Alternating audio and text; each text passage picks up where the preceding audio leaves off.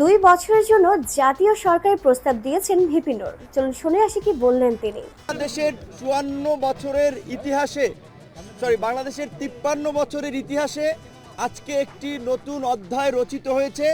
বাংলাদেশের স্বার্থে জাতীয় ঐক্য এবং সংহতি প্রতিষ্ঠার লক্ষ্যে একটি সর্বদলীয় সভা এই অন্তর্বর্তীকালীন সরকার বাংলাদেশের ইতিহাসে করেছে। এর আগে কোনো সরকার এটি করতে পারে নাই। সেজন্য আমরা প্রথমত তাদেরকে ধন্যবাদ জানিয়েছি। দ্বিতীয়ত, বাংলাদেশের বিরুদ্ধে আমাদের প্রতিবেশী রাষ্ট্র ভারতের মিডিয়ায় যে একটি সংঘবদ্ধ অপপ্রচার এবং প্রোপাগান্ডা আমরা দেখতে পাচ্ছি, এটি মোকাবেলায় বাংলাদেশের জনগণ, বাংলাদেশের গণমাধ্যম এবং বাংলাদেশের ডায়াসপোরা কমিউনিটি যারা বিভিন্ন দেশে ছড়িয়ে আছে এবং আমাদের আন্তর্জাতিক গণমাধ্যম সহ বিভিন্ন খ্যাতনামা প্রতিষ্ঠানে যারা কর্মরত, তাদেরকে নিয়ে সোশ্যাল মিডিয়া, মেইন স্ট্রিম মিডিয়ায় এই অপপ্রচার এবং প্রোপাগান্ডার বিরুদ্ধে একটা সঠিক ক্যাম্পেইন করার জন্য আলোচনা হয়েছে। বাংলাদেশ আমি জাস্ট এখানে এতটুকু বলতে চাই যে এই কথাটার সাথে আমি আসলে অনেক বেশি একমত যে ভারতের কিছু কিছু মিডিয়া বাংলাদেশকে নিয়ে অনেক কথা বলছে, প্রোপাগান্ডা ছড়াচ্ছে।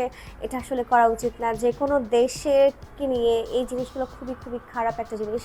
সত্যতা আসলে যাচাই করা উচিত, সত্যটা সবার আগে তুলে ধরা উচিত। কিন্তু এর মানে এই না যে মিথ্যা কোনো কিছুকে তারা প্রাধান্য দিবে, এটা আসলে ঠিক না। জন্য আমি তার এই কথাটার সাথে অনেক বেশি একমত।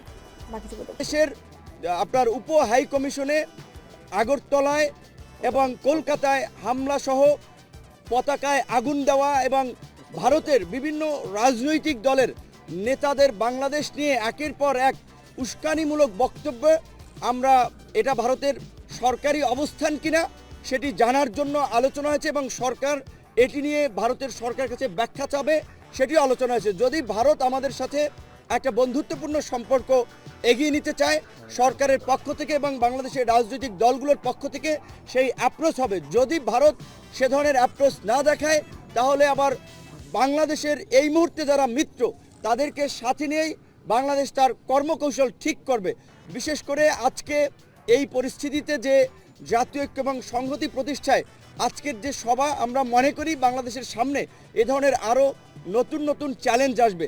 সেই জায়গা থেকে গণ অধিকার পরিষদের পক্ষ থেকে একটি প্রস্তাবনা ছিল যে রাজনৈতিক দলসমূহের অংশীজনদেরকে নিয়ে আগামী 2 বছরের জন্য একটা জাতীয় সরকার করা এবং দেশে স্থিতিশীল পরিস্থিতি সৃষ্টি করায় 6 মাসের জন্য সব ধরনের সভা সমাবেশ নিষিদ্ধ করা।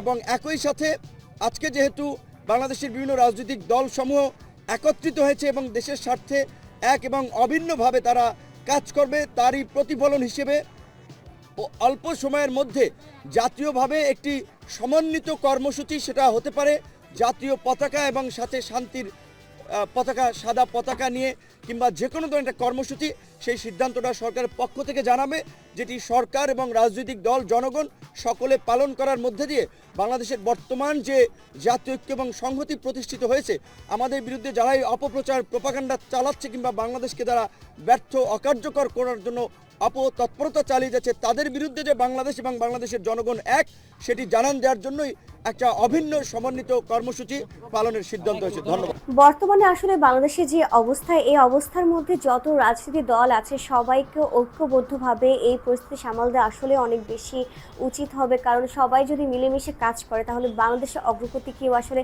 ধরে রাখতে পারবে না। আমরা সবাই চাই বাংলাদেশ এগিয়ে যাক, বাংলাদেশের মতো চলুক, অন্য কারোর মতে যেন না চলে। আমরা সবাই চাই বাংলাদেশের মানুষের মতামত অনুযায়ী চলুক। এবং অনেক দলই অনেক মতামত রাখছে এবং সেক্ষেত্রে ভিপি নূরও মতামত রেখেছেন তার। সো সবাই অনেকেই বলছে যে ঐক্যবদ্ধভাবে কাজ করতে হবে। অনেক সাধারণ জনগণও চাইছে বাংলাদেশে যেন আর অশান্তি না আসে, আর যেন কোনো কিছু না হয়। সবাই একটু শান্তি চায়। দিন শেষে সবাই কিন্তু আসলে শান্তিতে ঘুমাতে চায়, অশান্তি আসলে কেউই চায় না। সো আমরা আশা করছি খুব শীঘ্রই বাংলাদেশের শান্তি ফিরে আসবে। আমাদের এখন সবচেয়ে উচিত হবে সবাই যদি আমরা মিলেমিশে এক হয়ে থাকি। তো ডিয়ার ভিউয়ার্স, ভিপি নূরের সাথে আপনি কতটা একমত অবশ্যই তো কমেন্টস করে জানাবেন। আর ভিডিওটি শেয়ার করতে একদমই ভুলবেন না। আমি স্মৃতি বিদায় নিচ্ছি এখন। দেখা হবে নেক্সট কোনো ভিডিওতে।